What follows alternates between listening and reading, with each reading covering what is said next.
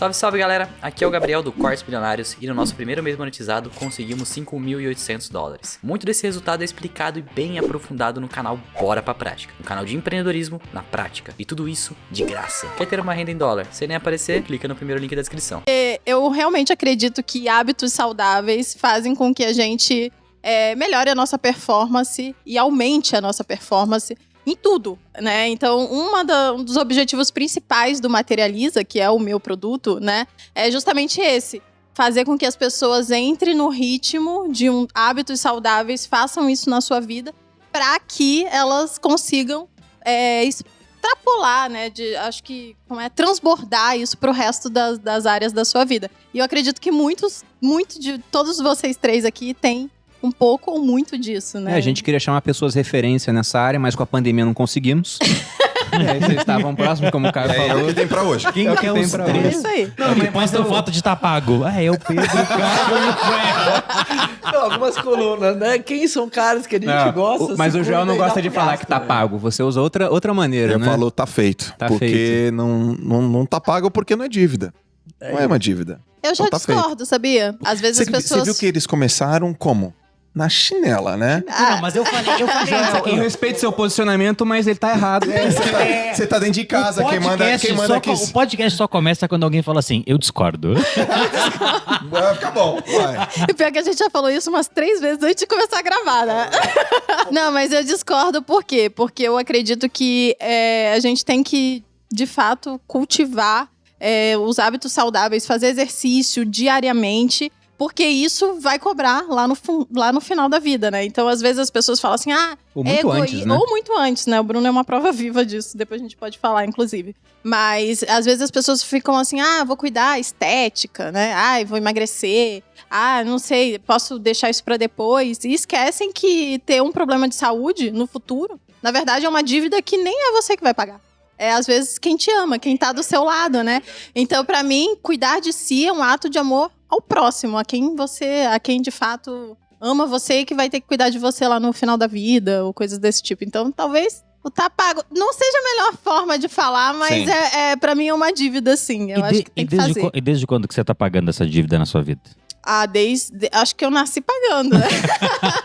Nasci pagando. Não, essa é inclusive a primeira pergunta que eu ia fazer, porque o filósofo romano Sêneca, ele fala que a virtude é difícil de se manifestar, precisa de alguém para orientar e dirigi-la. Já os vícios são aprendidos sem mestre. Ou seja, se deixar, o cara aprende tudo que é errado fácil, né?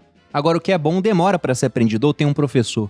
Como é que foi esse despertar para os hábitos saudáveis de vocês? Você fala de tráfego, mas você é um cara super saudável, Sobral. Sempre foi assim? Eu acho que sempre foi, porque assim, a pergunta dominante na minha vida... Eu acho que todo mundo tem uma pergunta dominante na sua cabeça. E isso é a coisa que mais fala sobre você, aquilo que você se pergunta todos os dias. Por exemplo, se eu te falar sobre uma pessoa que a pergunta dominante da vida dela é... O que eu vou fazer para as outras pessoas gostarem de mim? Todo mundo aqui já consegue imaginar o que essa pessoa tem de característica. Ela é insegura, ela tá o tempo inteiro se julgando. Então eu acho que todo mundo tem essa pergunta. E na minha cabeça, essa pergunta sempre foi: como eu posso ser melhor? E aí, quando eu falo de ser melhor, a gente entra num aspecto meio subjetivo. Porque o que é ser melhor pra mim é diferente de ser melhor pro Bruno, pra Malu, pro Caio, pro Joel. Cada um tem o seu ser melhor. Só que eu acho que a gente tá acostumado a se dividir em muitas áreas. Tem o Pedro aqui que se cuida da saúde. Tem o Pedro gestor de tráfego. Tem o Pedro dos relacionamentos. E aí eu acho que desde muito novo eu consegui entender que, sei lá, por algum motivo, ninguém nunca me contou isso, mas eu entendi que, na real, era tudo uma coisa só. Que se eu fosse um cara que me alimentasse melhor, eu ia ser melhor em todas as outras áreas da minha vida. Então, por causa dessa pergunta, como que eu faço pra ser melhor, que eu quero me cuidar e quero ser mais saudável, mais saudável, mais saudável. Por isso que eu até falava, a primeira vez que eu consegui um trabalho, carteira assinada, foi com meu irmão, com o Mairo. E eu zoava ele, eu falava assim, cara, você me paga pra meditar todos os dias. Você me paga pra comer bem. Por quê? Porque se eu não tô fazendo isso, eu não vou fazer o trabalho tão bem feito assim pra você. E aí é por isso que eu tenho esses hábitos saudáveis. E teve alguma referência familiar, por exemplo? O meu irmão mais novo, ele era bem mais fit do que eu. Ele era tipo assim... Não, sério, ele era tipo muito fitness e ele era mais novo do que eu e quando a gente brigava eu sempre batia nele. Até que um dia isso mudou. Aí a gente parou. Lições aprendidas na dor. A gente parou de brigar depois disso. Qual a idade dele? Eu sempre fui o mais inteligente. 9 anos que ele tem hoje? Qual a idade dele? E você, Joel, como é que foi isso aí, cara? Você sempre foi atleta, né? Desde pequeno. Sempre. No meu caso, eu não tive que pensar muito, não, né? Então eu fui colocado no esporte muito cedo e eu tinha uma tarefa, mas... Pra quem não sabe, o Joel é nadador, foi campeão em milhares de coisas. Eu nunca sei, né? É tanta coisa que é um monte de coisa. Fala aí, você foi campeão em... Não dá pra Cê contar sabe- as medalhas cê que ele sabe tem na que parede. Esse negócio de contar, eu não contava, não. Até um dia que... Eu não lembro quantos anos atrás, mas eu falei, pô, eu já fui campeão brasileiro. Cara, sério? Mesa... É porque você saiu disso, né? Então, se você não contar, ninguém sabe. Ninguém Não, sabe. e aí tava numa reunião. Aí os caras, quem é você? Meu nome é Joel Moraes. O que você faz? Eu tô aqui, eu quero aprender sobre marketing. Eu tava num curso do Conrado Adolfo. Mas assim, conta a história. Uma história que eu fui nadador e tal. Aí o cara falou, mas você foi federado? É muito bom. Aí eu falei, não, eu fui campeão brasileiro. Cara, campeão brasileiro? Quantas vezes? Aí eu não sabia. Aí eu parei pra contar. Aí Quantas foi vezes? 17. 17 vezes? Caraca. 17. Eu não sabia Foi desse por causa número. disso que eu comecei a te seguir, sabia? 17 vezes. Cara. Aí eu contei quantas vezes eu fui campeão brasileiro, 17. Quantas vezes eu fui campeão paulista, 36. Aí eu comecei a fazer conta. Eu entrei na seleção brasileira, minha primeira seleção brasileira eu tinha 15 anos. Minha última seleção brasileira eu tinha 25 anos. Então dos 15 aos 25 eu fiquei na seleção. E aí a minha esposa, a Lalas, não sei se todos conhecem, Que e aí também é ela, amor, nadadora. mas você contou? Eu falei, contei. Ela, conta.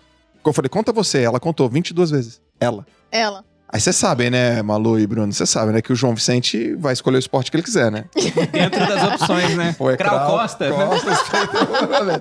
Mas no meu caso foi assim, putz, eu me debrucei rápido com o esporte, e aí eu tinha que ter aquela rotina. Eu não tinha opção, né? Eu nem sabia que existia opção, porque o meu mundo era esporte. Mas quando você falou a pergunta assim, como que eu faço pra ser melhor? Eu me identifiquei com uma questão. Eu tinha um pouco dessa pergunta também. Como que eu faço pra me manter no topo? Então, por exemplo, E até hoje essa é a sua pergunta? até hoje, velho. Até hoje. Porque eu ia pra um campeonato paulista, eu sabia que era meu rival. Tinha um cara que era meu rival chamado Matheus Schettini. O cara morava em Marília. Eu sabia que se eu faltasse um treino, esse cara tá Ele ia treinando. tá treinando. Eu sabia, cara. E era 50 livre. E aí a gente ia lá 22 semanas depois, pau, eu ganhava o cara por 6 centésimos. 6, cara. E aí eu ganhei. É nada isso, né? É um piscar de olhos. 6 centésimos. É um piscar. Tchoc. Gente. Como é que era isso? Tipo, você encontrava com ele, tinha aquele respeito, mas pensando, esse filho da puta tá treinando. Tinha. Não, você fazia assim, ó.